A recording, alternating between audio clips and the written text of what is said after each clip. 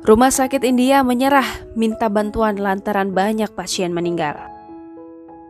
Rumah sakit di ibu kota India, New Delhi, terus mengirimkan pesan putus asa karena langkanya pasokan oksigen darurat sepanjang malam pada hari Minggu kemarin. Para tenaga medis di rumah sakit itu memperingatkan bahwa para pasien virus corona yang tengah dirawat sedang dalam kondisi bahaya. Dikutip dari laman BBC pada Senin 3 Mei 2021, krisis ini telah dimulai sejak 2 minggu lalu namun tidak menunjukkan tanda-tanda menurun. Sedikitnya 12 pasien termasuk seorang dokter yang bertugas meninggal saat sebuah rumah sakit terkemuka di negara itu kehabisan oksigen pada hari Sabtu lalu.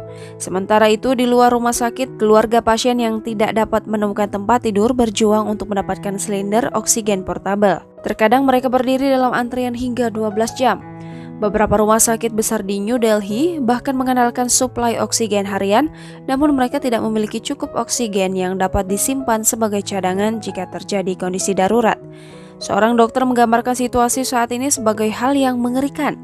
Bahkan situasi lebih buruk lagi terjadi di rumah sakit kecil yang tidak memiliki tangki penyimpanan oksigen dan harus mengandalkan silinder besar. Perlu diketahui, krisis oksigen ini muncul saat kasus COVID-19 di India terus meningkat. New Delhi sendiri telah melaporkan lebih dari 20.000 kasus infeksi baru dan 407 kematian pada hari Minggu kemarin.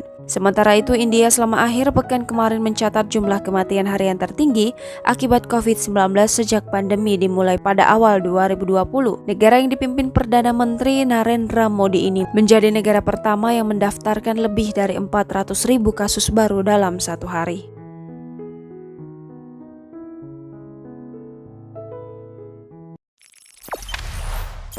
Jangan lupa subscribe, share, komen, dan like ya!